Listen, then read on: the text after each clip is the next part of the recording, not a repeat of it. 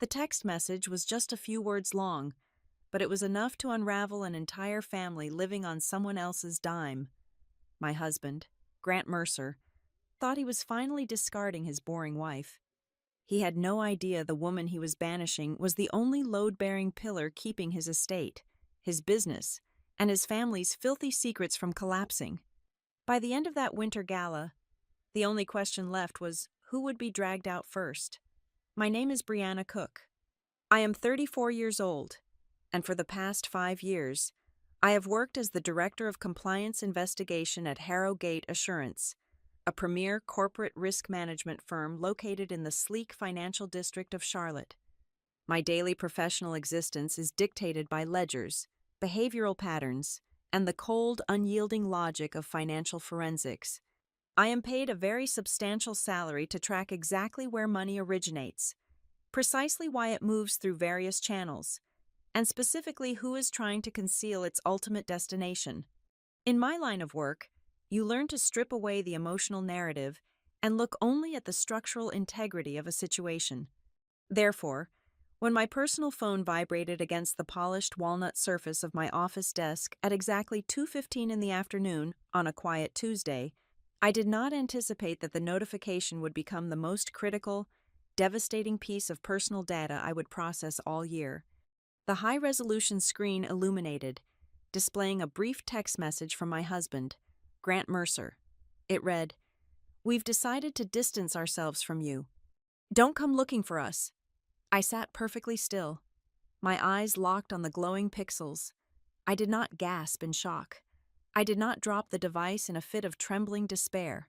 According to the biometric sensors on the smartwatch strapped tightly to my left wrist, my resting heart rate remained entirely stable at 68 beats per minute.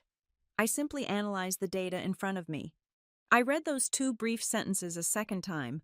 The syntax was too polished, the phrasing too utterly devoid of Grant's usual dramatic, self-pitying flair. The use of the royal we was the definitive, undeniable giveaway. That was not my husband speaking to me.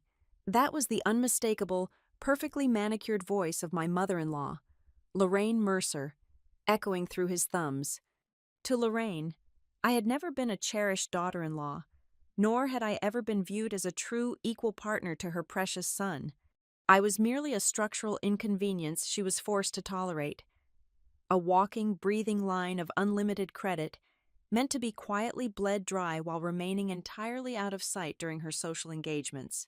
They had clearly sat together in her overly perfumed, velvet-draped sitting room, drinking midday wine and convincing each other that they were finally, bravely discarding a boring, overly controlling woman from their glamorous, superior lives. I did not shed a single tear. I did not desperately dial his number to beg for an explanation or demand a chance to defend my role in our marriage. I did not ask what I had supposedly done wrong to warrant such a cold dismissal. Instead, I placed my phone flat on the desk, opened my heavily encrypted personal messaging application, and typed exactly one sentence in reply. I formally informed him that I was immediately and permanently terminating all financial disbursements, corporate guarantees, and asset protections that his family had grown completely accustomed to utilizing. I hit send. The delivery receipt confirmed the message was read a mere 10 seconds later. To fully comprehend the sheer, breathtaking audacity of their text message, you have to understand the man I married. Grant loved nothing more than to introduce himself at upscale cocktail parties and charity dinners as a visionary brand strategist. It was a fabricated title that sounded incredibly expensive, but required absolutely zero tangible output or daily effort. In harsh reality, Grant had been completely unemployed for 14 consecutive months. He spent his aimless days sitting in artisan coffee shops, drafting flashy, entirely hollow business proposals for imaginary lifestyle brands that never progressed past the digital presentation stage. Meanwhile, I quietly paid the substantial mortgage on our upscale townhouse, covered the exorbitant lease payments on his imported European sports car, and funded the bespoke, tailor-made suits he wore to networking meetings that never, not once, resulted in a single paycheck. He lived his entire existence inside an insulated bubble constructed entirely of my funding. dreaming of vast corporate empires while I tirelessly swept up the accumulating dust of his perpetual failures. He genuinely believed his own meticulously crafted lie. He believed he was always on the verge of a massive, industry-disrupting breakthrough, and that my pragmatic, relentlessly numbers-driven approach to our life was the only thing stifling his boundless creative genius. However, Grant's profound delusions were merely a localized symptom of a much larger, deeply entrenched generational disease. The true epicenter of their unearned arrogance and financial absurdity was White Laurel Estate, the Mercer family's supposedly legendary crown jewel. It was a sprawling, allegedly historic luxury event venue situated on several acres of pristine, aggressively manicured land in the highly affluent outer suburbs of Charlotte. Lorraine Mercer never missed a single opportunity to aggressively remind the local society pages, her country club acquaintances, and anyone within earshot that White Laurel was a sacred family legacy. She hosted elaborate seasonal galas, draped herself in imported silk, and poured vintage champagne for the local political and social elite, acting at all times as though the very ground she walked upon was paved with the gold of her ancestors. The objective truth was far less photogenic. Exactly 3 years ago, that precious, untouchable family legacy was exactly 4 weeks away from facing complete, irreversible foreclosure. Lorraine had managed to run the primary operational accounts completely into the ground.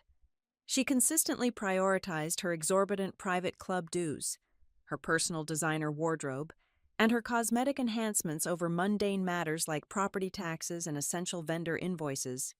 The magnificent estate was suffocating under massive county tax liens and an insurmountable mountain of severely past due debt owed to everyone from high-end caterers to local groundskeepers. They were on the absolute brink of losing everything, facing devastating public humiliation and total, inescapable financial ruin. That was precisely when I stepped in. I did not intervene for their gratitude, which was ultimately a very good thing, considering they never offered a single word of genuine thanks.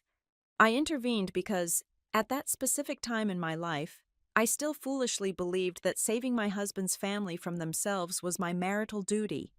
I quietly leveraged my own substantial personal capital and utilized highly specialized corporate holding structures to entirely buy out the toxic debt. I became their silent, totally invisible savior. I fixed the deep financial rot, stabilized the crumbling foundation, and allowed them to continue playing lords of the manor, completely shielding them from the harsh, unforgiving reality of their own staggering incompetence. Now they had decided they wanted to distance themselves. They wanted the boring, pragmatic wife totally out of the picture so they could enjoy their perceived success without my shadow falling over their delusions. They just conveniently forgot who owned the picture frame. I calmly swiveled my ergonomic office chair toward my secondary, high-resolution monitor and logged directly into my secure master banking dashboard. The large screen rapidly populated with a dozen different accounts, blind holding companies, and automated transfer directives. It was time to give them exactly what they had so boldly requested: absolute distance. My fingers moved across the mechanical keyboard with the steady, ruthlessly practiced rhythm of an elite auditor systematically dismantling a complex corporate fraud scheme. First, I located the automated monthly cash flow offset directive. This was the invisible transfer of thousands of dollars that I injected directly into White Laurel's primary operating account on the first day of every single month, done solely to keep their payroll checks and utility payments from bouncing. I clicked the green active toggle. The status immediately changed to canceled. Next, I opened the secure payment portal for the county tax assessor's office. The quarterly property tax payment, a staggering multi-thousand-dollar sum that Lorraine had conveniently forgotten to budget for over the past decade, was currently queued for automatic release at the end of the current business day. I highlighted the pending transaction and permanently deleted the authorization. I then moved steadily on to the venue's vendor management system. I quickly located the standing corporate financial guarantee I had personally signed for their premier, high-volume floral supplier. This ironclad legal guarantee was the one and only reason the most exclusive, in-demand florist in all of Charlotte still willingly delivered thousands of imported roses and orchids to Lorraine's extravagant events on open credit. I formally revoked the guarantee, marking the action effective immediately. Then came the comprehensive risk management suite. High-limit event liability insurance is the absolute, non-negotiable lifeblood of any luxury venue. Without an active policy, you cannot legally host a single paying guest or serve a single drop of alcohol. I had been quietly paying the massive annual premium out of my own secondary holding firm to keep the doors open. I drafted a brief, legally binding, formal notice of immediate policy cancellation and transmitted it directly to the underwriter. Finally, I accessed the commercial equipment leasing agreements. The massive stainless steel, commercial-grade refrigeration units, currently humming inside the White Laurel catering kitchens, were not actually owned by the estate, despite Lorraine's claims to the contrary. They were leased on a strict multi-year contract, and I was the sole personal financial guarantor listed on the binding paperwork. I formally submitted a demand for termination of the lease request and officially scheduled a priority retrieval order for the leasing company to reclaim their highly expensive equipment. The entire devastating process took exactly 12 minutes to complete. I leaned back in my chair and looked calmly at the series of digital confirmation screens glowing before me. I felt absolutely no sudden surge of vindictive, burning rage. I felt no suffocating wave of melodramatic sorrow or heartbreak. There was only the cold, deeply satisfying, entirely sterile feeling of finally correcting a massive, long-standing mathematical error. I was not destroying their lives with petty, chaotic emotional outbursts. I was simply, systematically, and legally unscrewing every single hidden structural bolt that had kept their fragile, counterfeit empire standing upright. They wanted to be entirely independent of me. By the time the sun finally set over the Charlotte skyline tonight, they were going to learn exactly how much true independence actually cost. Exactly 14 minutes passed. I was still staring at the confirmation screens of my previous cancellations when my secondary phone, the heavily encrypted device issued exclusively for high-level corporate banking alerts, vibrated violently against the polished wood of my desk. The screen flashed a brilliant, urgent red, signaling a priority notification. It was a Level 1 commercial fraud alert, automatically generated by the strict proprietary security algorithm I had personally configured for the estate's financial architecture. I picked up the device. The notification detailed a massive, unauthorized outbound wire transfer. The origin account was the primary operational reserve fund for the venue. The requested amount was exactly $82,000. I felt a cold, sharp spike of adrenaline, the specific kind of chemical rush that sharpens analytical focus rather than clouds it with panic. I tapped the screen to expand the transaction details. The receiving institution was a mid-sized regional bank, and the beneficiary account belonged to a corporate entity registered as Blue Peak Digital Strategy. The name alone was a full confession. Blue Peak Digital Strategy was not a legitimate corporate vendor, nor was it a recognizable contractor. It was a fabricated, hollow shell of an agency owned and operated exclusively by Devin Price. Devin was married to my husband's younger sister, Paige. He was a man who unironically described himself on professional networking sites as a disruptive event marketing guru. Yet his primary source of revenue seemed to consist of pitching wildly overpriced, fundamentally useless social media campaigns to gullible local business owners.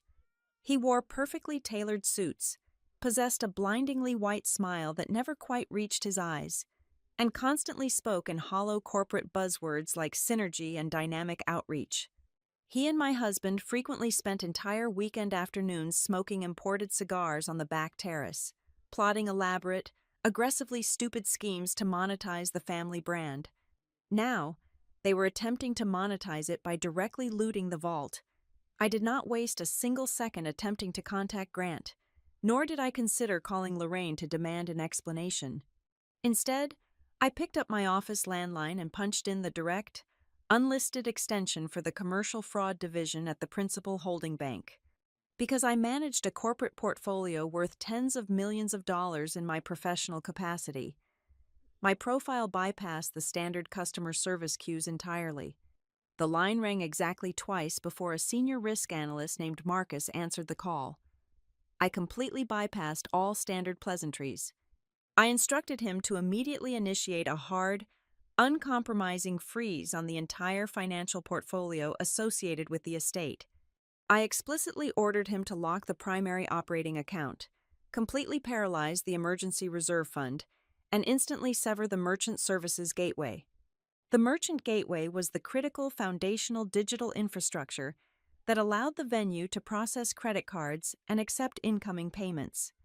By severing it, I was ensuring that not a single cent could enter or exit the business ecosystem. Marcus typed rapidly on his end. I could hear the sharp clacking of his mechanical keyboard through the receiver. A few moments later, he confirmed the hard freeze was fully active. Then, I asked him for the raw access logs. I needed the exact digital footprint of the attempted theft to understand exactly how they had breached the perimeter. He read the data back to me in a calm, clinical tone. The wire transfer had not been initiated through a standard terminal or a recognized mobile application. It was pushed through an alternative digital portal using a legacy authorization token. I closed my eyes for a fraction of a second, perfectly recalling the comprehensive administrative audit I had conducted 6 months prior. I had specifically revoked Grant's administrative access because of his dangerous recurring habit of attempting to use business funds to cover his exorbitant personal entertainment expenses. However, he had clearly saved a ghost token on his personal hard drive, a hidden backdoor key he had been quietly holding onto for a moment exactly like this. The banking system had captured the origin Internet Protocol address. It was a static address. It routed directly back to the premium fiber optic network installed at the Mercer family mansion. The sheer, breathtaking stupidity of their execution was almost difficult to process. They had sent me a text message formally cutting me out of their lives, and then, while they assumed I was sitting in my office dissolving into a puddle of hysterical tears, they had immediately logged into the reserve account to drain the available liquidity. They honestly believed they had executed a brilliant, highly synchronized tactical strike against a weak target, but they failed to comprehend the fundamental legal nature of the money they were trying to steal. That $82,000 did not belong to Grant. It did not belong to Lorraine. It certainly did not belong to Devon's fake marketing agency. That specific reserve account was an escrow holding vehicle. It was entirely comprised of the 50% cash deposits paid by dozens of young, hopeful couples who had booked the venue for their upcoming spring and summer weddings. By attempting to funnel those specific funds into a private and third-party corporate account under the guise of digital strategy expenses, Grant and Devon had crossed a massive, terrifying legal threshold. This was no longer a messy domestic dispute about a neglected wife and an entitled husband. This was no longer a petty disagreement about who controlled the household checking account. They had just actively conspired to commit systemic wire fraud and the blatant embezzlement of client fiduciary funds. If that money had successfully left the holding account, it would have constituted a massive federal crime, carrying penalties of severe prison time. I leaned forward, my voice dropping to a low, absolute register. I instructed Marcus to compile the entire data packet immediately. I demanded the raw transaction logs, the precise down-to-the-second timestamps, the device MAC identifiers, the geographical tracking data, and the full corporate registry details for the receiving account. I ordered him to heavily encrypt the entire file and transmit it directly to my secure corporate server for immediate evidence preservation. I was not merely going to stop the fraudulent transaction. I was going to weaponize the attempt. He confirmed the transmission was complete. I hung up the phone. I stood up from my desk. The air in my office felt entirely different now, charged with a lethal, electric clarity. The narrative had violently shifted. I grabbed my heavy leather briefcase, swept my car keys off the desk, and walked briskly out of the glass doors of my department. As I rode the silent, high-speed elevator down to the subterranean parking garage, the entire picture locked into perfect, horrifying focus. They did not simply want to eject me from their social circle. They wanted to violently extract me from the equation while aggressively hijacking the financial infrastructure I had spent years meticulously building. They viewed me as a disposable administrative assistant who had finally outlived her usefulness, but whose bank accounts and credit lines were still considered their rightful family property. They wanted the kingdom, but they wanted to execute the architect. I reached my vehicle, unlocked the doors, and slid into the driver's seat. I pushed the ignition button, and the engine roared to life. The drive from the towering glass skyscrapers of the downtown financial district to the sprawling, manicured estates of the outer suburbs usually took approximately 45 minutes. Today, every single minute of that journey felt like a ticking countdown timer on a highly explosive device. As I navigated the heavy afternoon traffic, aggressively merging onto the main highway, I mentally categorized every single piece of leverage I now held in my possession: the canceled vendor guarantees, the revoked commercial insurance policies, the permanently frozen merchant gateways, and now, the irrefutable, time-stamped digital proof of an attempted felony theft involving client deposits. My husband and his family were currently sitting in their opulent, heavily mortgaged living room. They were likely raising expensive crystal glasses filled with imported liquor, toasting to their newfound freedom and their newly stolen wealth. Devin was probably bragging about his technical genius, while Grant basked in the illusion of his own strength. They were completely oblivious to the fact that the digital floorboards had just been violently ripped out from beneath their feet. I gripped the leather steering wheel tightly, my knuckles turning white. The passive woman who had quietly paid their massive bills, absorbed their constant subtle insults, and managed their endless crises was dead. The person driving toward the estate was a seasoned compliance investigator holding a literal legal bomb. This was no longer a story about a broken marriage ending in a quiet, polite divorce. It was a surgical, deeply calculated unmasking. I was going to systematically drag every single one of their filthy, hidden secrets into the blinding light of day, and I was going to watch as the sheer weight of their own arrogance and greed pulled their entire fraudulent family straight down into the absolute abyss. I pulled onto the long, crushed gravel driveway of the estate. The massive wrought iron gates were wide open, welcoming anyone who cared to witness the facade. The main house loomed ahead in the twilight, a sprawling Greek revival monstrosity bathed in the warm, golden glow of strategically placed landscape lighting. I parked my vehicle off to the side, lingering near the overgrown service entrance, actively avoiding the circular motor court where Grant's imported European sports car was parked alongside Devon's pristine luxury SUV. I let myself into the building through the heavy oak side door, a secondary entrance the family rarely used, but one I preferred for its quiet discretion. The sprawling manor was eerily quiet in the grand foyer, but distinct. Animated sounds drifted down the main hallway. I heard the sharp, unmistakable clinking of expensive crystal. Raucous, unrestrained laughter echoed against the vaulted ceilings. I moved silently across the imported marble floors, my soft-soled shoes making no sound, moving toward the private parlor. It was a small, opulent room that connected the family's private living quarters directly to the venue's main reception hall. I stood completely still in the shadows of the corridor, listening to the celebration. "To the new managing partner," Devon's voice boomed from inside the parlor, thick with an unearned, sickening confidence. "A toast." With that $82,000 safely injected into the marketing matrix, we can finally spin this capital for a few weeks, completely rebrand the upper hospitality tier, and officially put Grant at the absolute helm where he belongs. "It is about time," Lorraine chimed in, her voice dripping with maternal pride and the slur of vintage Chardonnay. "This estate has always been our bloodline, having that woman constantly looking over our shoulders, auditing my floral arrangements, policing our guest lists. It was completely stifling our true potential.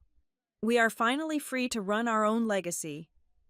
I heard Paige murmur something softly agreeable, though her voice lacked the aggressive enthusiasm of the others. Grant simply laughed, a deep, resonant sound of pure, unadulterated arrogance. They were genuinely celebrating, They firmly believed the wire transfer had seamlessly cleared the banking gateways. They thought they had outsmarted me, secured their stolen operational budget, and successfully executed a flawless corporate coup without firing a single shot. I did not storm into the parlor. I did not hurl loud accusations or dramatically reveal that the federal banking authorities were likely going to be very interested in Devon's little marketing matrix. In my profession, you learn quickly that there is absolutely no strategic value in interrupting your enemy while they are in the middle of making a fatal miscalculation. I turned away from the light of the parlor and walked silently up the grand sweeping staircase to the master's suite. The bedroom was a pristine shrine to Grant's inflated ego, filled with bespoke modern furniture and framed lifestyle magazine features detailing his non-existent business ventures. I ignored the decor entirely. I walked straight to the hidden wall safe located directly behind a heavy velvet drape near the dressing room. I inputted the complex alphanumeric access code. The heavy steel door clicked open with a satisfying thud. I reached inside the cold metal box and methodically extracted the true, undeniable architecture of my life. I took my passport, my official birth certificate, and my heavily encrypted solid-state hard drive containing all my professional backups. Then, I reached deeper and pulled out the thick, fireproof manila envelopes containing the physical corporate dossiers. These were not copies. These were the original, notarized property ownership deeds and the master operating agreements. I placed the items carefully into my heavy leather tote bag. I zipped it shut. "What exactly are you doing in here?" I turned around slowly. Grant was standing in the doorway, physically blocking the exit. He held a half-empty glass of amber liquor in his right hand. The confident, triumphant smirk he had been wearing downstairs faltered slightly, replaced by a defensive, aggressive scowl. "You got the text," he said, his voice hardening as he stepped further into the room, puffing his chest out in a pathetic display of territorial dominance. "We are done. You do not just get to waltz in here and start raiding the safe. We are legally married. That means I am entitled to exactly 50% of everything you have hoarded away. I want half of the brokerage accounts, half of the liquid cash, and I'm obviously keeping the house. You can take your boring corporate wardrobe and leave." I looked at him. I really looked at him, studying the flush skin of his neck and the arrogant tilt of his chin. I did not feel a shred of anger. I felt an overwhelming, profound sense of pity. He was a small man fiercely guarding a massive castle constructed entirely of vapor. He was demanding a king's ransom without realizing he was merely the court jester. He had absolutely no idea that he had never owned a single brick of the property he was currently standing inside. 3 years ago, when the estate was drowning in toxic, high-interest debt and facing imminent foreclosure from the county tax authorities and multiple furious commercial creditors, I did not just passively pay off their balances like an obedient, wealthy spouse. I executed a highly sophisticated, entirely legal financial maneuver. I utilized a private, entirely discreet shell company called Cook Structured Holdings. Through that specific corporate entity, I systematically purchased the entirety of the distressed debt from their creditors for pennies on the dollar. I then legally transferred the physical asset, the land, the buildings, every single crystal chandelier and blade of grass, into a closed holding structure that I wholly and exclusively controlled. Grant and his mother were not the owners of White Laurel. They had not been the true owners for 36 months. Legally speaking, they were nothing more than glorified, unpaid tenants. They were permitted to reside on the premises and operate the event venue strictly under an internal, highly conditional management agreement.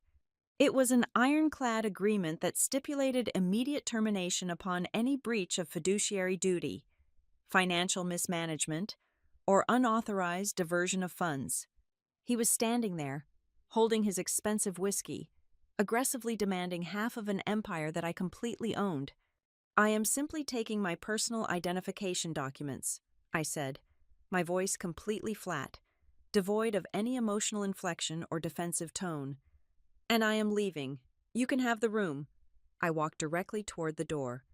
For a brief second, I thought he might try to physically block my path, but the sheer, icy emptiness in my eyes must have deeply unsettled him. He stepped slightly to the side, his jaw tight, his knuckles white around his glass. "You will hear from my attorney first thing tomorrow," Grant sneered as I brushed past him into the hallway. "Do not think you can hide marital money from me." I did not reply. I walked gracefully down the grand staircase, out the heavy oak side door, and back into the cool evening air. I started my engine and drove away from the estate, leaving them to their cheap champagne and their grand, crumbling delusions. I drove straight to the financial district and checked into a massive, multi-room luxury suite at a premier hotel located directly in the center of downtown Charlotte. The concierge took my bags, and I ordered a simple, elegant dinner from room service. I sat by the floor-to-ceiling windows, watching the city lights glitter against the dark sky, sipping sparkling water, and waiting patiently for the morning. At exactly 7 o'clock the next day, the true devastating cost of their arrogance arrived at the gates of the estate. I sat in my hotel suite, a cup of hot black coffee in my hand, watching the high-definition live feed from the venue's external security cameras on my laptop. I had retained full administrative control over the surveillance network, an oversight Devon's alleged digital genius had failed to notice.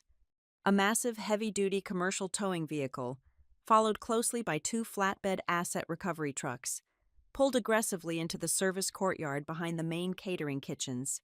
4 men wearing high-visibility vests stepped out, carrying heavy steel chains and thick clipboards. The target of their early morning visit was the venue's critical logistical fleet.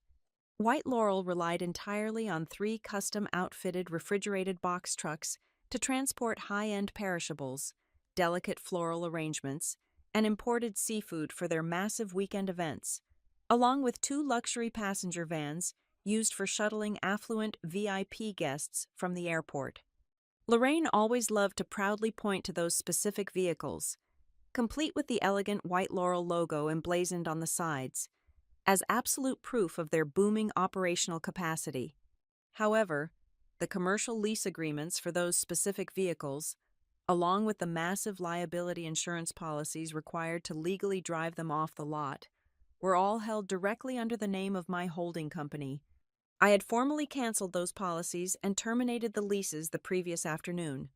On the security feed, I watched silently as the recovery team efficiently hooked the steel cables to the front axles of the pristine refrigerated trucks. Suddenly, the back door of the kitchen flew open. Lorraine burst out into the crisp morning air, wearing a flowing silk dressing gown, her hair in total disarray. She was waving her arms frantically, yelling at the men, pointing aggressively at the trucks. Grant followed closely behind her a moment later, hastily pulling on a designer jacket, looking bewildered and completely furious. I watched the lead recovery agent calmly hand Grant a thick stack of termination paperwork. Grant stared blindly at the documents, his face contorting in pure confusion as he tried to comprehend the dense legal text and the complete, glaring absence of his own name on the master lease. Lorraine tried to physically stand in front of one of the tow trucks, a dramatic, pathetic display of misplaced authority.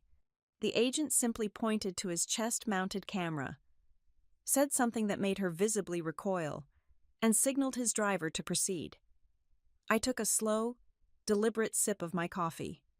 The heavy diesel engines roared to life, sending thick plumes of exhaust into the pristine suburban air. One by one, the mechanical lifeblood of their hospitality business was dragged out of the driveway, the heavy tires crunching loudly against the gravel. The grand illusion was finally beginning to fracture in broad daylight. By 10 o'clock that morning, the absolute reality of my financial withdrawal crashed directly into the middle of Lorraine's carefully curated social calendar. My phone rang. I answered it on the second ring, holding the receiver slightly away from my ear. The shrill, unhinged pitch of my mother-in-law's voice immediately pierced the quiet atmosphere of my office. She was screaming so loudly that the audio distorted through the small speaker. "You thieving, manipulative little snake!" she shrieked. The premier floral wholesaler just refused to unload 3 vans full of imported white hydrangeas for the weekend gala.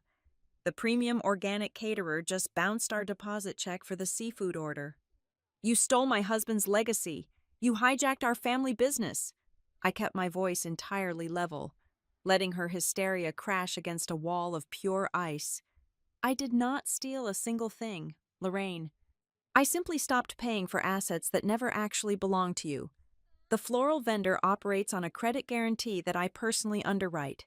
The catering deposits are funded by cash I inject into the accounts. You are not experiencing a theft. You are experiencing the abrupt end of a very long, very expensive charity program. You think you can just destroy my son and me? She spat, her breath hitching with genuine rage. I will come down to that pretentious corporate tower right now. I will drag Grant with me, and I will stand in the middle of your pristine lobby and tell your managing directors exactly what kind of fraudulent, controlling monster they have working for them. I will absolutely ruin your career. The lobby is open to the public, I replied simply, and hung up the phone. I knew she was not bluffing. Lorraine's entire psychological framework relied heavily on public intimidation and social theatricality. She operated under the deeply flawed assumption that if she created a loud enough scene, people would inevitably capitulate simply to avoid the embarrassment. She fundamentally misunderstood the environment of Harrogate Assurance. We did not cower from aggressive audits. We initiated them. I calmly opened my desk drawer and retrieved a slim black leather portfolio. Inside, I placed a certified copy of the master property deed, the executed management contract bearing both Grant and Lorraine's legally binding signatures, and a neatly printed ledger documenting every single past due debt I had quietly settled on their behalf over the last 3 years. I smoothed my tailored blazer and waited. 45 minutes later, the internal security line on my desk chimed. The head of building security, a retired military intelligence officer named Thomas, informed me that a highly agitated woman and a very red-faced man were currently causing a significant disturbance at the main reception desk, loudly demanding to see the director of compliance. I took the elevator down to the ground floor. The main lobby of Harrogate Assurance is a cavernous, intimidating expanse of polished white marble, brushed steel, and floor-to-ceiling soundproof glass. It is a space designed specifically to project immense institutional wealth and absolute control. It is not a place that tolerates chaotic emotional outbursts. As the elevator doors slid open, the sound of Lorraine's voice echoed harshly off the stone walls. She was standing dead center in the lobby, wearing a completely inappropriate designer silk dress, violently pointing a finger at the stoic receptionist. Grant stood slightly behind her, shifting his weight nervously from foot to foot, looking distinctly like a man who was rapidly realizing he had made a catastrophic tactical error but was too cowardly to stop it. "She is a criminal," Lorraine announced loudly, making sure her voice carried to the executives and high-net-worth clients waiting near the elevator banks. "She manipulated my son. She fraudulently seized our ancestral estate and locked us out of our own business accounts." I walked slowly across the polished floor. The sharp click of my heels drew the attention of the surrounding crowd. Conversations halted. People turned to watch. I did not rush. I approached Thomas, who was standing a few feet away from the desk, his arms crossed over his chest, closely monitoring the situation with 2 uniformed guards. "Good morning, Thomas," I said, my voice projecting clearly but calmly. Lorraine spun around, her face contorted in a mask of pure, vicious triumph. "There she is. Tell them. Brianna, tell them how you stole White Laurel." I completely ignored her. I handed the slim black portfolio directly to Thomas. "Thomas, these individuals are loudly alleging corporate fraud and property theft on our premises. To ensure the complete legal protection of this firm, I would like you to review these documents. The first page is the certified county registration proving that I am the sole, absolute legal owner of the property they are referring to. The second page is their signed, conditional tenancy and management agreement. The final pages are undeniable proof of the massive financial liabilities I rescued them from." Thomas opened the portfolio. He spent exactly 60 seconds scanning the notarized stamps, the bold legal signatures, and the stark financial figures. He closed the folder and handed it back to me. He then turned his imposing solid frame toward Lorraine and Grant. "Madam," Thomas said, his voice possessing the heavy, immovable weight of absolute authority. "According to these legally binding documents, you possess absolutely no ownership stake or legal claim to the property in question. Furthermore, you are currently trespassing on private corporate property and actively creating a hostile disturbance. You will leave this building immediately, or my officers will physically escort you to the sidewalk, and we will file formal police charges for public harassment."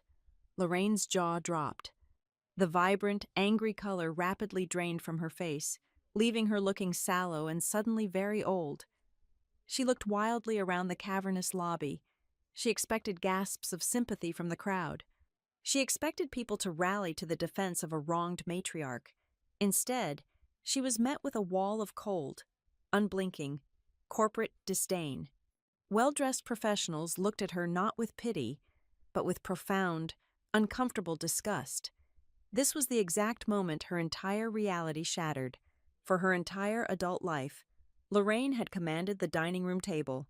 She had ruled the local country club patio through sheer volume and aggressive social maneuvering. But here, standing on the gleaming, unforgiving marble floor of a multi-billion-dollar financial institution, her imaginary social power evaporated instantly. She was nothing more than a loud, disruptive, financially illiterate woman making a fool of herself in public. Grant grabbed her arm, his face burning with a fiery, humiliating red flush. He practically dragged his mother toward the revolving glass doors. They stumbled out onto the busy downtown sidewalk, completely stripped of their dignity, cast out into the harsh midday sun. I watched them go, feeling nothing but a cool, refreshing breeze from the air conditioning vents. I returned to my office and sat back down at my desk. Before I could even open my email client, my secondary monitor flashed with a priority alert from the remote management software installed at the venue.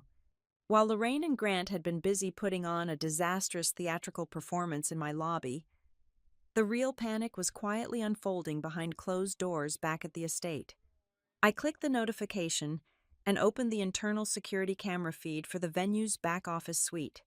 The high-definition video displayed Devin pacing frantically back and forth across the small room. He was holding his mobile phone tightly against his ear, his usually perfectly styled hair looking ruffled and damp with sweat. He was aggressively pounding his fist against the edge of the wooden desk. Next to the video feed, the digital merchant ledger updated in real time. Devin had just attempted to forcefully refresh the balance of his fake marketing agency's receiving account for the 15th time in the last 2 hours. He was desperately waiting for the $82,000 to land. He was waiting for the stolen client deposits to materialize so he could finally execute whatever cowardly exit strategy he had planned. But the numbers on the screen stubbornly remained at zero. The money had never moved. It had never even left the staging area. The hard freeze I had initiated with the fraud department was absolute and impenetrable. I watched the screen as Devin violently hurled his phone against the leather sofa, burying his face in his hands. He finally realized that the bank vault was entirely sealed, the funds were completely locked, and the massive federal crime he had just attempted had yielded absolutely zero payout. The trap had not just closed around them, it had permanently locked. The quiet isolation of my hotel suite provided the perfect sterile laboratory to dissect the rotting corpse of their finances. I had my heavily encrypted laptop connected to the secure cloud servers, my secondary monitor displaying the recovered master ledgers, and a pot of dark roast coffee keeping my pulse steady. At exactly 2 o'clock in the afternoon, the first buried explosive detonated. It arrived via a highly prioritized email from my personal certified public accountant. The subject line indicated a critical discrepancy regarding a joint federal tax return. I opened the attachment. According to the Internal Revenue Service portal, a comprehensive joint filing had been submitted and fully processed exactly 4 months prior. I stared at the digital signature line. It bore my name, but the cryptographic key was entirely wrong. I had not signed this document.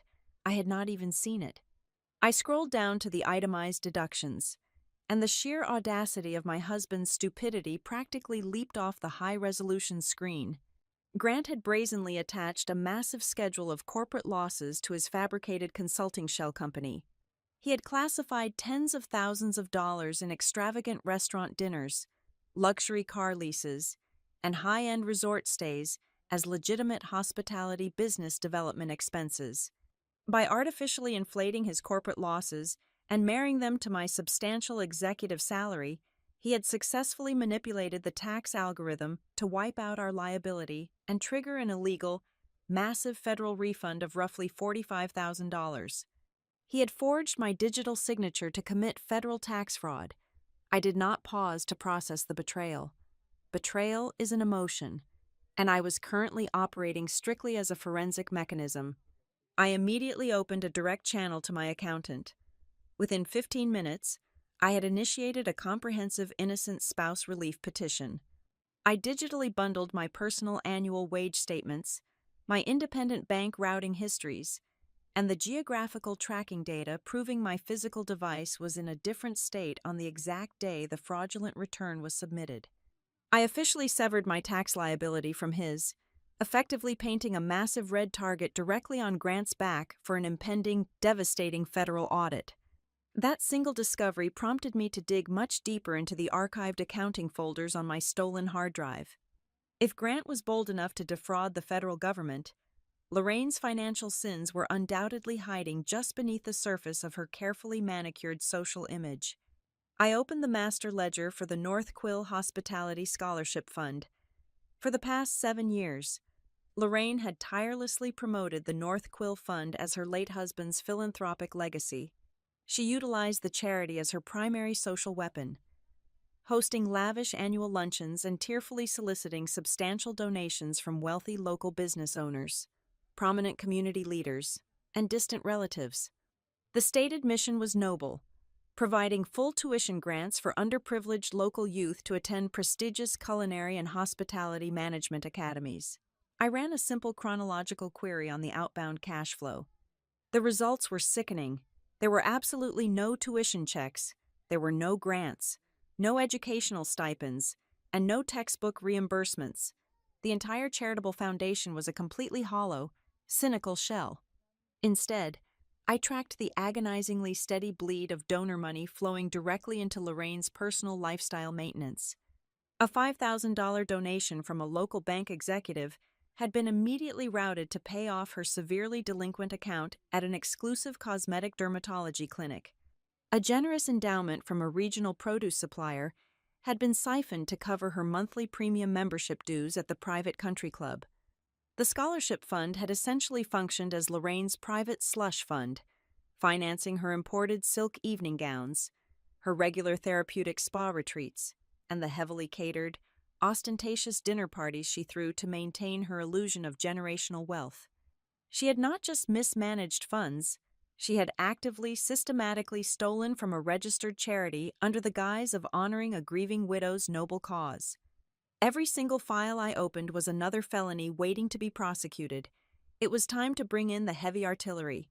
I placed a call to Mara Ellison. Mara was widely considered the most ruthless, terrifyingly efficient high-asset divorce attorney in the state. She did not handle messy emotional mediations. She specialized in total financial evisceration.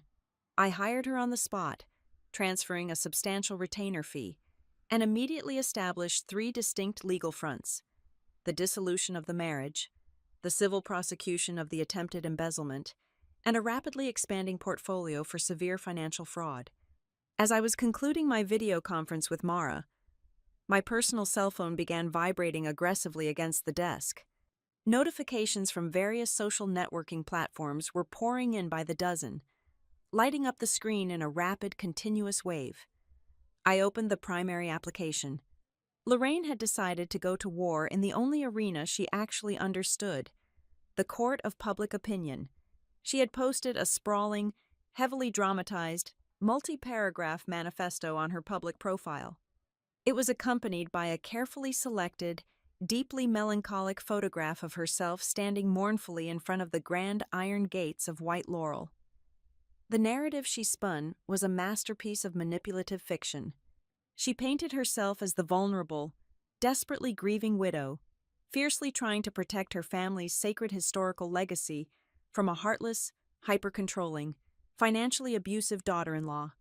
She explicitly accused me of seizing their ancestral home through obscure corporate loopholes, locking her out of her own life's work, and leaving her son entirely destitute on the street. The response from her affluent, completely uninformed social circle was instantaneous and vitriolic. The comment section rapidly filled with hundreds of outraged messages from country club wives and local socialites. They called me a corporate vulture. They labeled me a gold digger who had finally shown her true colors. Some even sent highly aggressive, threatening direct messages to my private inbox, promising to ensure I was blacklisted from every respectable establishment in the city. A lesser person might have immediately drafted a frantic, defensive rebuttal. A lesser person might have logged on to desperately scream the truth into the void, trying to convince a mob of strangers about the forged tax returns and the looted charity funds. I did absolutely nothing of the sort. I sat perfectly still in the quiet hum of the hotel air conditioning. I simply opened a piece of specialized forensic archiving software. With slow, deliberate keystrokes, I captured the entire digital landscape. I securely preserved the original post, mapping the exact timestamp and server origination data. I archived every single defamatory comment, cross-referencing the names against the donor list for the looted scholarship fund. I captured high-resolution screenshots of every threatening message sent to my inbox. Lorraine believed she was successfully orchestrating a brilliant public relations campaign to destroy my social standing and force me into a quiet, embarrassed submission. She had no idea she was actually hand-delivering a perfectly documented, irrefutable case for severe defamation and tortious interference directly to my legal team. I was not going to fight her in the meaningless, chaotic mud of a social media comment section.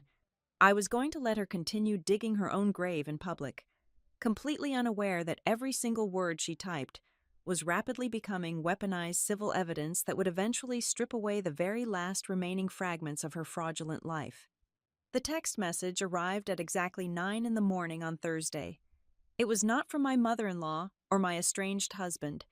It was from Paige, Grant's younger sister.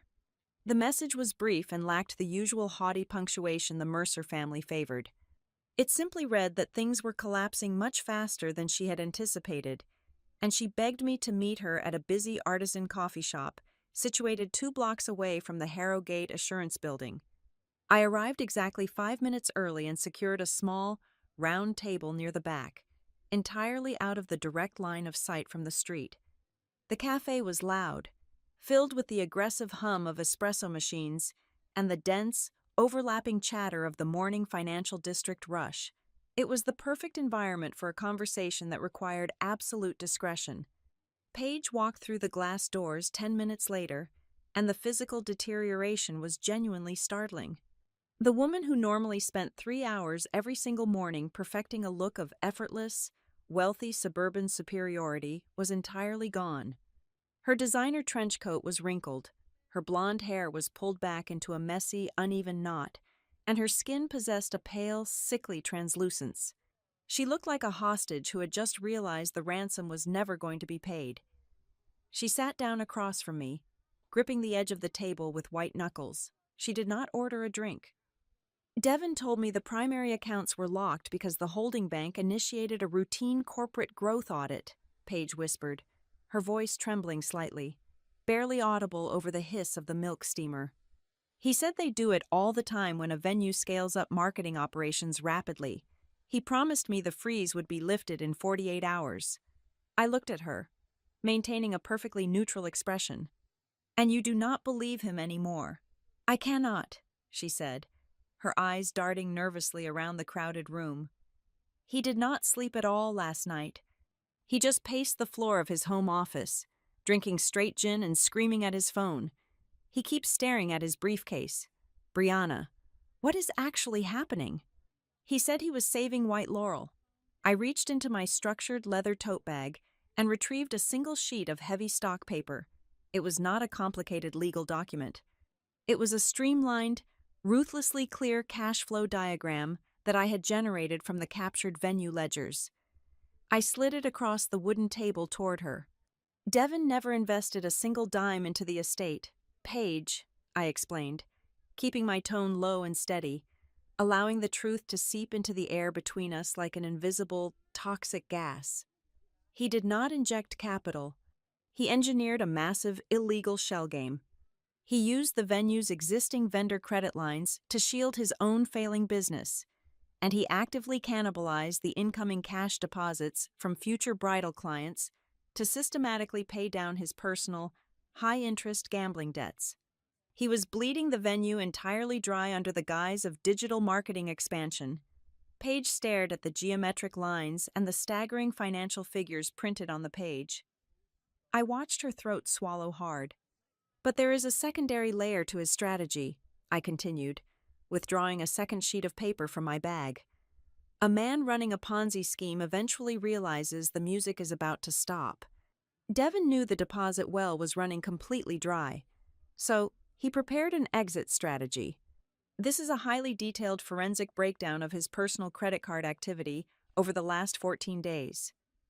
I pointed to a cluster of highlighted transactions near the bottom of the page. 4 days ago, Devin paid a premium luxury travel concierge an exorbitant sum for 2 one-way first-class transatlantic boarding passes departing from Atlanta to Lisbon, Portugal. The flight leaves this coming Sunday evening. Paige's breath hitched. Lisbon? But we never discussed Portugal. And why 2 tickets? I cannot just leave. You were never going to Lisbon, I said quietly. I moved my finger to the final set of highlighted charges. Over the past 3 months, Devin has maintained a steady stream of luxury purchases: diamond jewelry from an independent boutique downtown, high-end lingerie, multiple weekend stays at a boutique hotel in Charleston. The recipient of these items is an independent real estate agent who operates strictly in the downtown corridor. Her name is not Paige. The silence that fell over our small table was absolute, completely isolating us from the noisy chaos of the coffee shop. I watched the final structural pillars of Paige's reality disintegrate. The betrayal did not arrive with a dramatic explosion. It settled over her like a suffocating, heavy blanket of ice. She finally understood. Her husband was not the brilliant savior of the Mercer family legacy. He was a cowardly parasite who had planned to siphon the very last drops of liquidity from her family's accounts and flee the continent with his mistress, leaving Paige to face the devastating federal fallout alone. A single tear slipped down her pale cheek, dropping silently onto the cash flow diagram. When she finally looked up at me, the fear in her eyes had been entirely replaced by a desperate, cold clarity. "He never lets it out of his sight," she whispered, her voice suddenly entirely devoid of emotion. "The dark brown leather briefcase. He takes it into the bathroom with him. He sleeps with it on the floor right next to his side of the bed. I saw inside it once when he left it unlocked for exactly 2 seconds. I leaned in slightly. "What is in the briefcase, Paige?" "A secondary set of accounting ledgers," she replied quickly, the words spilling out in a rush of pure self-preservation. "Physical composition notebooks. He tracks every single diverted dollar by hand because he does not trust the digital footprint. He also keeps the fabricated vendor contracts in there, the ones he used to justify the outbound wire transfers. And there is a heavy, encrypted titanium flash drive. He told me it contained his proprietary marketing algorithms, but I know he uses it to access an offshore holding account. This was the exact intelligence I needed. The digital footprint was solid, but physical. Handwritten double ledgers were the absolute holy grail for a commercial fraud prosecution. Paige wiped her face aggressively with the back of her hand. "There is something else. Something Grant did." I remained perfectly still. "Tell me." "Last night, after Lorraine came back from your office completely hysterical, Grant locked himself in the library," Paige said, her eyes wide with lingering shock. "I walked past the door and heard him on the phone with a commercial lending broker. He was panicking about the frozen merchant accounts. Brianna. He applied for a massive, unsecured corporate line of credit to bridge the venue's operating gap." I narrowed my eyes. "Grant has 0 verifiable income and a credit score that barely registers." No legitimate commercial broker would ever underwrite an unsecured loan for him. He did not use his own financial profile, Paige confessed, her voice dropping to a frantic whisper. He used yours. I heard him reading your exact Social Security identification digits, your annual executive salary figures, and your previous residential addresses over the phone. He submitted the application naming you as the primary, unconditional financial guarantor. He thinks that because you are still legally married, he has the absolute right to leverage your financial identity to save his business without requiring your physical signature. The air in my lungs turned completely to frost. Grant had just crossed the final, unforgivable boundary. The fraudulent joint tax return was a pathetic attempt to steal from the government. But actively impersonating me to secure high-yield commercial debt was a direct, violent assault on my entire professional existence. He had abandoned the realm of a messy, contested divorce and sprinted directly into the jurisdiction of severe, premeditated identity theft. I did not panic. I simply nodded, thanking Paige for the information, and stood up from the table. I left her sitting there with the undeniable proof of her husband's impending desertion. I walked briskly out of the coffee shop, pulled my encrypted phone from my coat pocket, and immediately dialed the direct emergency line for the 3 major national credit reporting bureaus. Within exactly 4 minutes, standing on the bustling sidewalk of the financial district, I initiated a total, impenetrable security freeze on my entire personal credit profile. Any incoming inquiry from a lending institution would instantly trigger a hard rejection and generate an automated fraud alert. I then contacted my internal fraud division at Harrogate Assurance, formally transferring the details of the fraudulent application attempt to the investigative team. Grant believed he was cleverly outmaneuvering my financial blockade. He did not realize he had just handed me the precise legal instrument required to put him in a federal holding cell. The Mercer family was rapidly discovering that survival required intelligence, and they had just entirely run out of their supply. By Friday morning, the operational reality of my financial blockade had transformed the atmosphere at the estate into a suffocating pressure cooker. Through the remote venue management software still active on my secure monitor, I watched the logistical collapse unfold in real time. It started with the high-end linen supplier. A massive delivery truck arrived at the service gates, but the driver refused to unload a single tablecloth. The automatic verification system had flagged the venue's commercial liability insurance as entirely void, and the system automatically rejected their outstanding invoice from the previous month. The driver simply put his vehicle in reverse and drove away, leaving Grant screaming empty threats into his cell phone in the middle of the empty driveway. Then, the incoming calls began. The frozen reserve fund meant that automated deposit confirmations for upcoming spring weddings were bouncing back to the clients. Frantic brides and furious fathers-in-law began lighting up the estate's main phone lines, aggressively demanding the immediate return of their substantial cash retainers. I watched the internal office camera feed as Grant frantically unplugged the main telephone receiver from the wall, entirely incapable of explaining to his clients that their money was currently locked behind a federal fraud investigation. They were drowning, and the water level was rising by the hour. Logic dictates that a business in the midst of total catastrophic failure should immediately cease operations. Lorraine, however, operated in a completely alternate reality constructed entirely of sheer social vanity. Despite the severe lack of staff, vendors, and operating capital, she absolutely refused to cancel the Winter Lantern benefit scheduled for the following evening.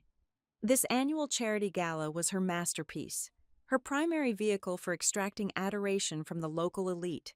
Canceling it would be a public admission of defeat. More dangerously, she viewed the upcoming gala as the perfect, highly public stage to force my hand. She genuinely believed that if she backed me into a corner surrounded by wealthy donors and influential socialites, my corporate conditioning would force me to quietly capitulate simply to avoid a scandalous scene. In her frantic, desperate attempts to scrounge up viable table decorations from the basement storage archives, Lorraine stumbled across something she believed was far more valuable than silver centerpieces. Tucked away inside a forgotten cardboard box was my old, heavy silver laptop. It was a machine I had officially retired 2 years ago. To a woman whose entire understanding of the corporate world was based on daytime television dramas, finding an executive's discarded computer in a dusty basement was akin to unearthing a buried treasure chest of devastating blackmail material. She assumed I had carelessly left behind a machine loaded with dirty corporate secrets, illicit financial ledgers, and proof of my own illegal activities. Security footage from the driveway showed Lorraine practically sprinting to her car with the silver device clutched tightly to her chest. She drove directly to a cheap strip mall electronics repair shop located 3 towns over. She handed the teenage technician $200 in cash to completely bypass the login screen and strip the administrative password. When she finally booted up the machine in the passenger seat of her car, her eyes must have widened with absolute triumphant glee. Sitting right there on the pristine desktop background were several neatly organized folders. They bore incredibly provocative titles like Offshore Tax Structures, Cayman Holding Entities, and Unreported Income Ledgers. She did not bother to actually verify the contents or question why a senior compliance director would leave such blatantly labeled evidence lying around. She saw exactly what she desperately wanted to see: the ultimate weapon to destroy me. At exactly 4 o'clock in the afternoon, a new message landed in my personal inbox. It was flagged with high importance. The subject line simply read that the game was over. I opened the email and read through Lorraine's venomous, triumphant prose. It was a textbook, albeit highly amateurish, extortion demand. She claimed to have full possession of my highly confidential corporate files and threatened to immediately forward the entire hard drive to the Internal Revenue Service, the State Banking Commission, and the Managing Board of Harrogate Assurance. She presented her non-negotiable terms. I was to immediately withdraw all legal complaints, officially sign over total legal control of the estate to Grant, and wire the locked $82,000 into their personal checking account before the first guest arrived at the Winter Lantern benefit tomorrow night. If I failed to comply, she would press send and absolutely ruin my professional life forever. I sat back in my plush hotel chair and allowed a genuine, relaxed smile to cross my face for the first time in days. Lorraine thought she was playing an aggressive game of chess, but she was barely grasping the concept of checkers. That silver laptop was not a careless oversight. It was a highly specialized, deliberately engineered honeypot.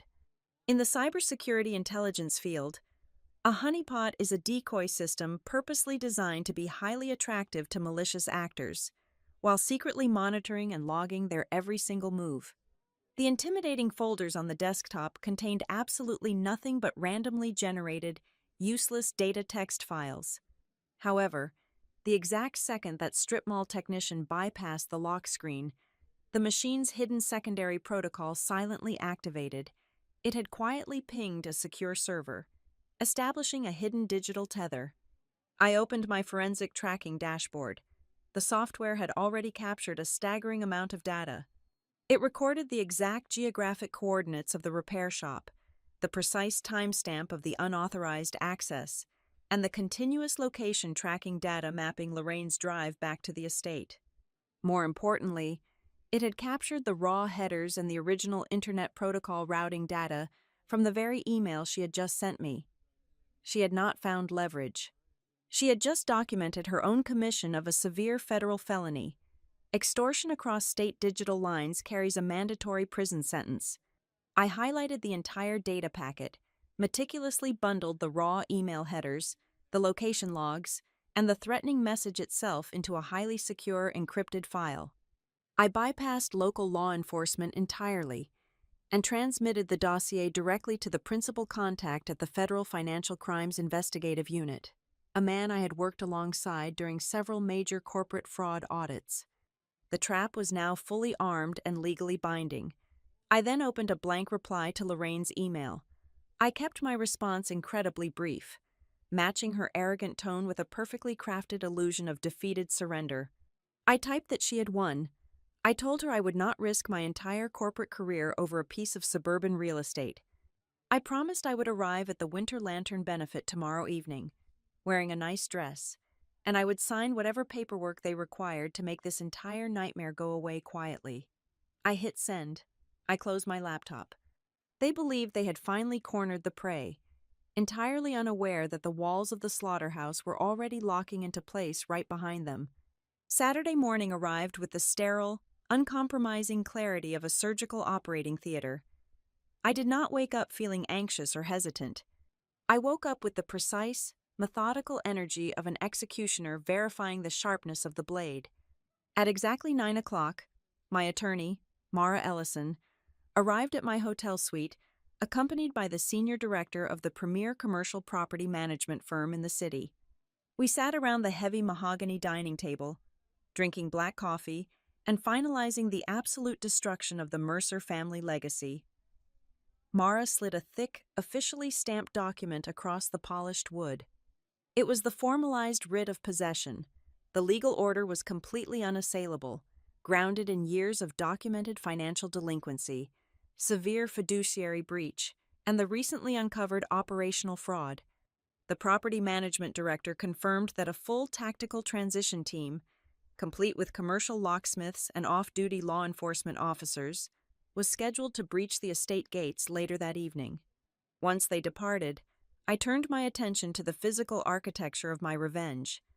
I spent 3 hours meticulously compiling individual presentation dossiers. I used heavy, matte black leather binders, the kind utilized for high-level corporate board meetings. Inside each binder, I structured the narrative of their demise with devastating, undeniable clarity. Section 1 contained the raw banking ledgers proving the complete, systematic gutting of the North Quill Scholarship Fund. Section 2 detailed Devon's desperate, illegal rotation of the bridal client cash deposits. Section 3 showcased the fabricated commercial credit application bearing my stolen Social Security identification. Section 4 held the fraudulent joint tax return. The final section, the absolute killing blow, contained a high-resolution printout of Lorraine's amateurish extortion email, complete with the digital routing data that guaranteed her federal indictment. I assembled 12 identical binders. Before I began my physical preparations for the evening, I made 3 highly targeted phone calls. I reached out directly to the primary, high-net-worth philanthropists who had historically funded Lorraine's vanity projects. I did not sound frantic. I sounded like a trusted financial advisor offering a quiet, insider warning. I simply suggested that when they arrived at the gala tonight, they should politely wait to open the donation envelopes until after they had a clear understanding of where their previous contributions had actually vanished. I planted the seed of doubt, ensuring the audience would be primed for the impending revelation. The physical preparation for the evening was not an act of vanity. It was the donning of psychological armor. I chose my wardrobe with the exact same ruthless calculation I applied to forensic accounting. I selected a tailored, deep crimson silk dress that fell elegantly just below the knee, a color that commanded absolute attention in a room full of muted winter tones. Over it, I wore a sharply structured, razor-cut black blazer. The silhouette was intimidating, modern, and entirely devoid of the soft, compliant femininity they had always expected from me.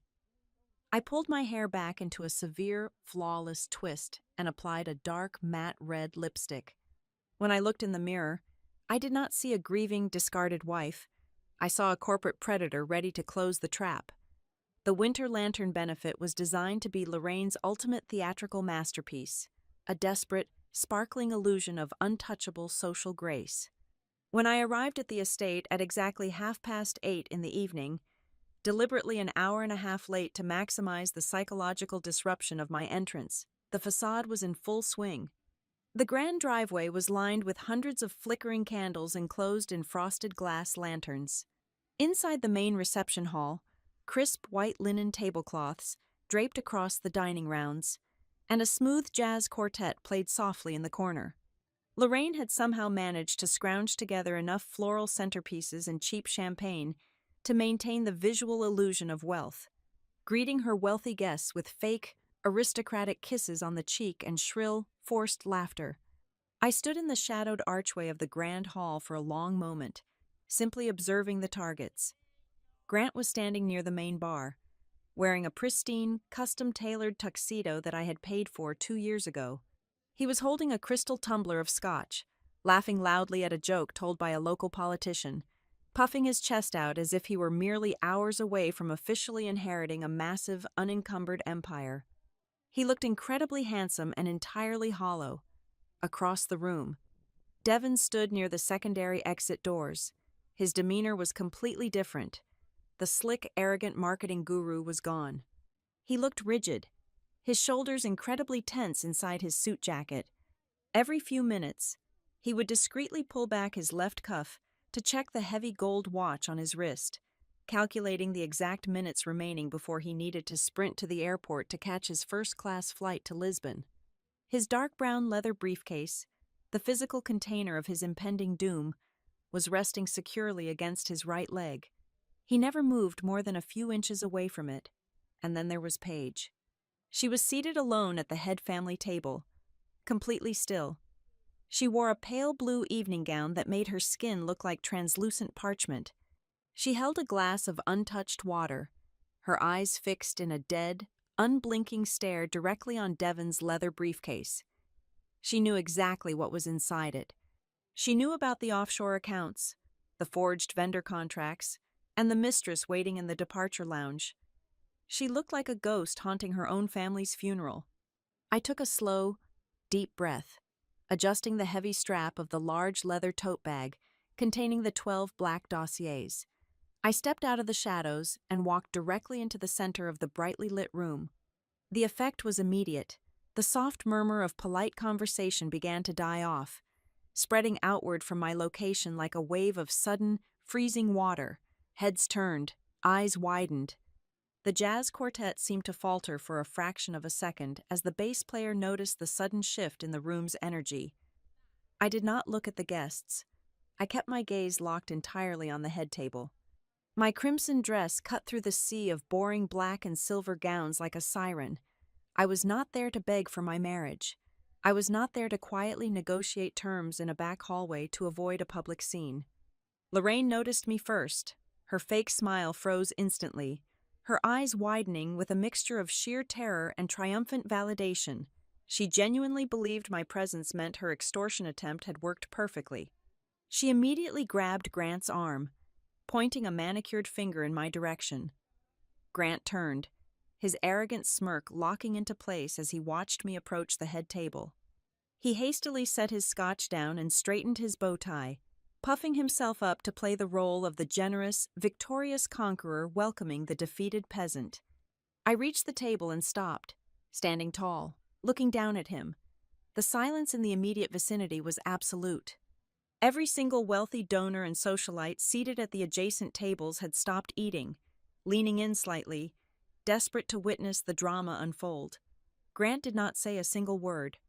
He simply reached into the inner breast pocket of his tuxedo jacket and pulled out a thick, legally bound document. It was the final settlement agreement, undoubtedly drafted by Devon's panicked, chaotic legal logic. Grant slid the heavy stack of papers smoothly across the crisp white tablecloth until it rested directly in front of me. He placed a heavy gold-plated fountain pen on top of it. "It is over, Brianna," Grant said, his voice pitched just loud enough for the surrounding tables to hear, dripping with condescension. "Sign the transfer of control. Release the $82,000 from the operating accounts. Do exactly what is outlined in the document, and my mother will permanently delete the highly sensitive corporate files she recovered from your personal laptop. You can walk away from our property tonight with whatever remains of your career intact." He leaned back in his chair, crossing his arms over his chest, waiting for me to pick up the pen and surrender my entire life. I picked up the heavy, gold-plated fountain pen. I uncapped it with a deliberate, sharp twist. I lowered my hand until the metallic nib hovered exactly a fraction of an inch above the thick black signature line printed on the final page of their ridiculous settlement document. The entire head table held its collective breath. Grant's arrogant smirk widened, his eyes gleaming with the absolute certainty of his unearned victory.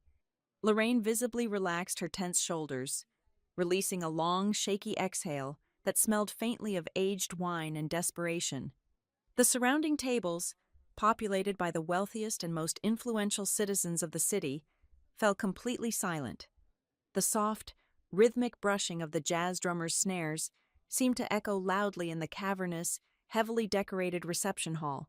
They all believed they were witnessing the quiet, inevitable capitulation of a beaten woman.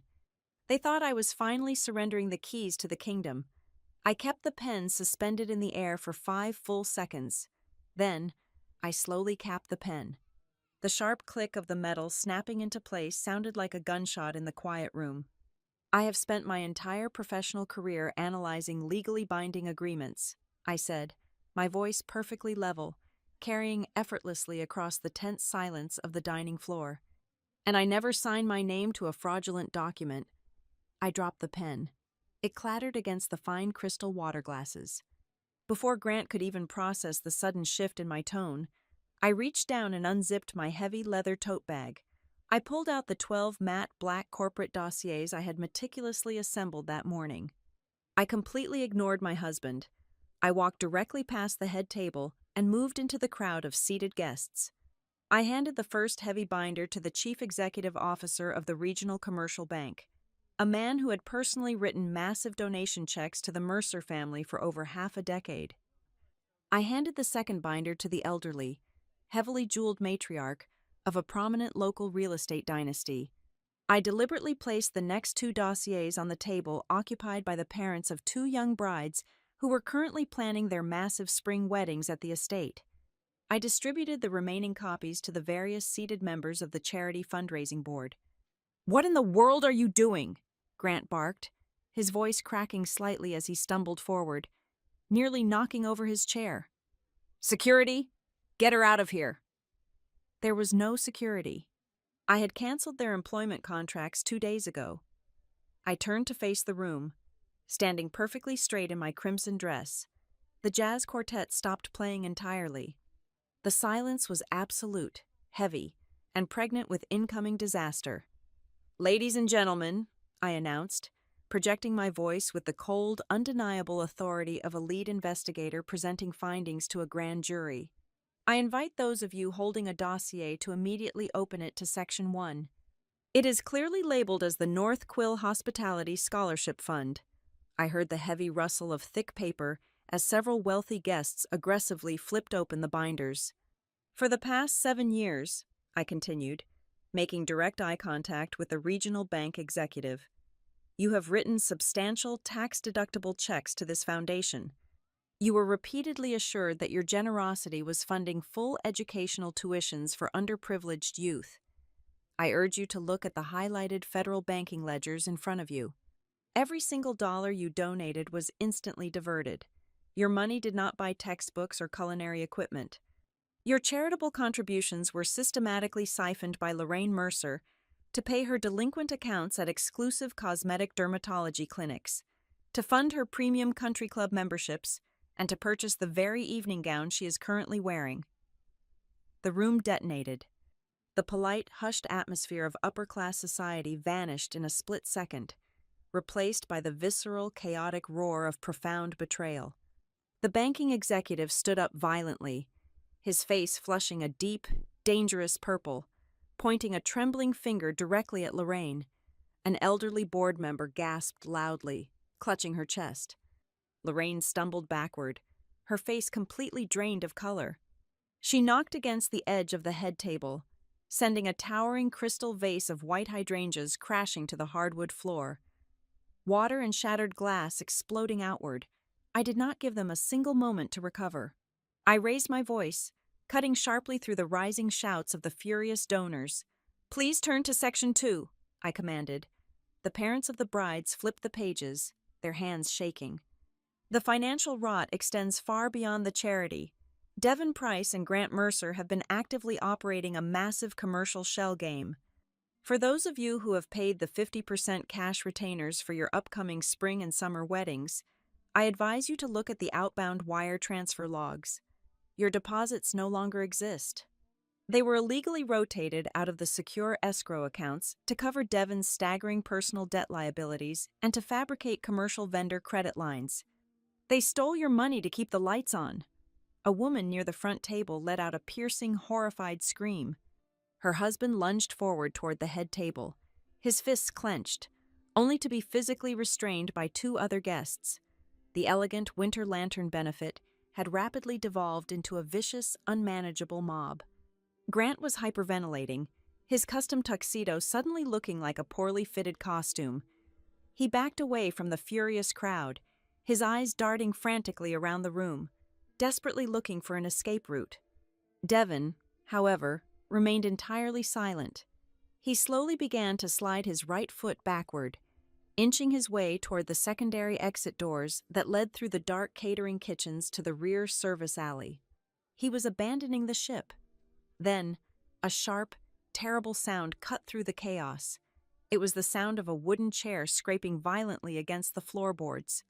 Paige stood up. Her pale blue dress hung loosely on her thin frame, but her posture was rigid with absolute, furious clarity. She did not look at her mother or her brother. She looked directly at her husband. "He is not going to fix this," Paige said. Her voice trembled violently, but the sheer volume and conviction carried her words across the chaotic room. "He never planned to save my family." Devon booked a one-way first-class transatlantic flight to Lisbon. It departs in exactly 3 hours. He was planning to drain whatever cash remained in the accounts and abandon all of us here tonight to face the federal authorities. The crowd gasped again. Devon froze in his tracks, his eyes widening in pure, unadulterated terror as his own wife delivered the fatal strike to his character. Lorraine completely snapped. Driven mad by the instantaneous evaporation of her entire social universe, she reached into her beaded silver clutch and ripped out her smartphone. Her hands were shaking so violently she could barely unlock the screen. "I am sending it!" Lorraine screamed, her voice a hysterical, broken shriek that echoed off the vaulted ceiling. "I am sending all of your illegal offshore tax files right now. I will forward them to every single regulatory board and financial commission in the state. You brought this destruction on yourself." I looked at her desperate, sweating face and offered a calm, genuine smile. "Pressing send on an extortion demand is the most foolish signature you could ever provide." Lorraine, right on cue, the massive, heavy double doors of the main entrance hall swung open with a resounding crash. The frigid winter wind swept into the room, instantly blowing out dozens of the decorative candles. Two imposing figures wearing dark, sharply tailored suits stepped into the light of the reception hall. The taller of the two men reached into his jacket pocket, withdrew a leather wallet, and flipped it open to reveal a heavy gold badge. "Lorraine Mercer," the federal financial investigator announced, his booming, authoritative voice instantly silencing the screaming donors and terrified guests. He was accompanied by a senior enforcement officer from the State Charity Fraud Division. "We have already received the digital transmission of your email. We possess the raw routing headers, the unauthorized access logs, and the exact geographic coordinates proving your extortion attempt. Step away from the device." Total, paralyzing shock completely overtook the Mercer family. Lorraine dropped her phone. It clattered uselessly against the hardwood floor. Grant sank slowly to his knees, burying his face in his hands, finally comprehending the absolute magnitude of his destruction. In the corner of the room, Devon realized the main exit was entirely blocked by federal agents. He spun around, abandoning all pretense of calm, and made a desperate, frantic sprint toward the kitchen doors. Before he could even reach his hand out to grab the brass handle, Paige stepped directly into his path. She physically blocked the exit, her eyes burning with a cold, unforgiving fire. Devon snarled at her, demanding she move out of his way. Instead, Paige slowly reached into her small silk evening bag. She withdrew 2 specific items and held them up in the dim light for him to see. In her left hand was his dark blue international passport. In her right hand was the heavy titanium encrypted flash drive containing the complete digital backup of his illegal double ledgers. She had quietly removed both items from his precious leather briefcase while everyone was entirely distracted by my entrance. Devon stopped dead in his tracks, all the color drained from his perfectly tanned face. He stared at the 2 objects in his wife's hands, his mouth opening and closing without producing a single sound. He was completely trapped. stripped of his money, his escape route, and his leverage. The grand illusion had been violently shattered, and the true cost of their arrogance was finally ready to be collected. Grant lunged forward, his face contorted into a mask of desperate, spittle-flecked rage. He kicked his chair out of the way, the heavy wood clattering loudly against the floorboards. He screamed that I was completely destroying his family home, that I had absolutely no legal or moral right to march into his ancestral estate and transform a charity gala into a public execution. His voice echoed wildly, the frantic shrieks of a man watching his entire fabricated universe collapse in real time. I did not flinch. I did not step back. I simply raised my left wrist and looked at the dial of my watch. It was exactly 9:15 in the evening, right on cue. The heavy oak double doors at the main entrance did not just open, they were aggressively pushed wide. A coordinated procession of personnel marched into the reception hall. Leading the group was the senior director of the property management firm I had contracted, flanked closely by 3 uniformed county sheriff deputies and 2 commercial locksmiths carrying heavy tool bags. The senior director stepped to the center of the room. Holding the stamped writ of possession high in the air, he announced in a booming voice that the Winter Lantern benefit was officially and permanently shut down. He instructed the bartenders to immediately step away from the alcohol stations. The state charity fraud officers moved swiftly to the entrance tables, slapping red evidence tape across the donation drop boxes and entirely sealing the fraudulent fundraising records. Panic, raw and unadulterated, swept through the remaining crowd. The wealthy socialites and prominent local business owners, the very people Lorraine had spent a lifetime trying to impress, were practically climbing over each other to reach the coat check. They fled the grand hall in a chaotic stampede of rustling silk and hurried, horrified whispers. They wanted absolutely nothing to do with a federal crime scene. Through the massive front windows, I watched the luxury vehicles peeling out of the gravel driveway, their headlights cutting through the dark winter night. The rumors they carried with them would spread through the affluent suburbs far faster than any manipulative social media post my mother-in-law could ever dream of composing. The Mercer family name was officially dead. In the center of the room, the authorities began processing the wreckage. A federal investigator calmly placed a hand on Devon's shoulder, informing him that he was being formally detained for questioning regarding systemic commercial fraud and the active embezzlement of client escrow funds. Devon did not fight back. He looked completely defeated, his eyes hollow as he stared at the floor, finally separated from his precious leather briefcase. A few feet away, the second investigator handed Lorraine a thick, terrifyingly official envelope. He explicitly informed her that she was receiving a formal subpoena and would be facing imminent federal indictment charges related to felony cyber extortion and severe charitable fund misappropriation. Lorraine did not scream this time. She collapsed entirely into a nearby dining chair, her hands shaking so violently she could not even hold the paperwork. The queen of the local country club was reduced to a hyperventilating, terrified suspect. Grant, however, was still desperately clinging to the very last shred of his delusion. He marched right up to the property management director, aggressively jabbing his finger at the man's chest, screaming that White Laurel belonged to him and demanding that the trespassers leave his property immediately. The director simply opened his clipboard and pulled out the finalized property deed and the terminated management agreement. He held the documents directly in front of Grant's face. He explained, with brutal bureaucratic clarity, that the Mercer family had never possessed any actual legal ownership of the estate. He stated that their temporary residency and operational status had been permanently revoked due to gross financial negligence and criminal fraud. As if to punctuate the director's statement, the loud, grinding screech of a heavy power drill echoed through the grand foyer. The commercial locksmiths were already systematically removing the brass lock cylinders from the main entrance doors right in front of their eyes.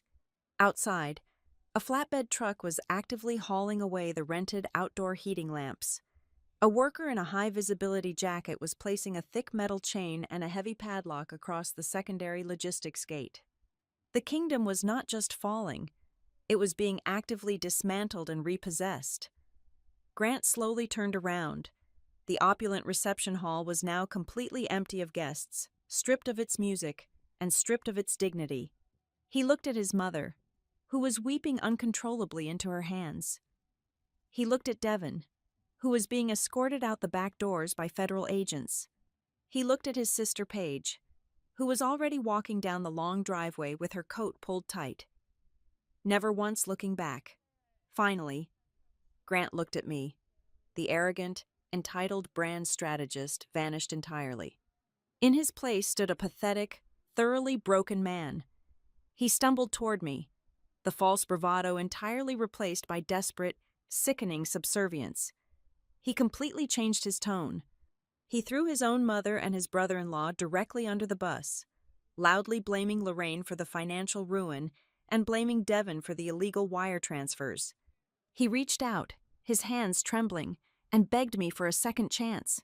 He swore on his life that he would change. He promised he would get a real job, work 40 hours a week, and cut off his family entirely if I would just stop the legal machine and let him come home to me. I looked at him for a long, quiet moment.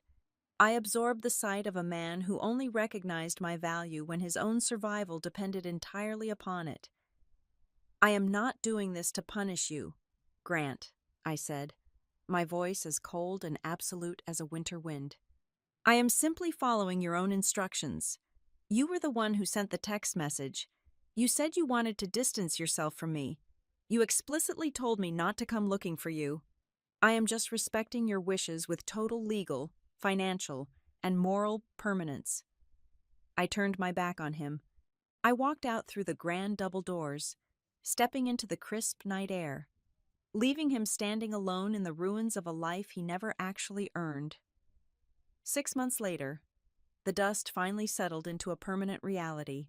My highly aggressive attorney finalized the divorce proceedings with surgical efficiency, leaving Grant with absolutely no claim to my assets. At Harrogate Assurance, my handling of the internal fraud investigation resulted in a massive promotion to Senior Vice President of Risk Management. Grant currently works a grueling night shift at a regional logistics warehouse. The vast majority of his meager paycheck is aggressively garnished by the federal government to repay his staggering tax debts and fraud penalties. Lorraine lost her home, her social standing, and her country club membership. She currently lives in a tiny, rented studio apartment, existing under strict legal monitoring while trying to pay back the stolen charity restitution. Devon is awaiting trial and faces severe, multi-year financial charges. Paige successfully relocated 3 states away, changed her phone number, and is finally rebuilding a quiet, honest life completely free from the toxic gravity of her family. Tonight, I am standing on the sprawling glass balcony of my new, high-rise penthouse apartment in the center of the financial district. I am holding a glass of expensive red wine, looking down at the glittering city lights spread out below me. The air is cool and peaceful. I take a slow sip of the wine and smile, finally understanding the absolute truth about justice. The most beautiful, satisfying revenge in the world is not about screaming louder than the villains or tearing them down with your own hands.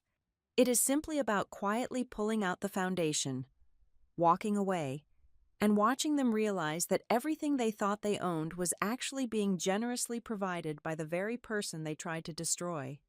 Thank you all so much for listening to my story today. I would love to know where you are listening from. So please drop a comment below with your city or country so we can connect and share our thoughts on this crazy situation.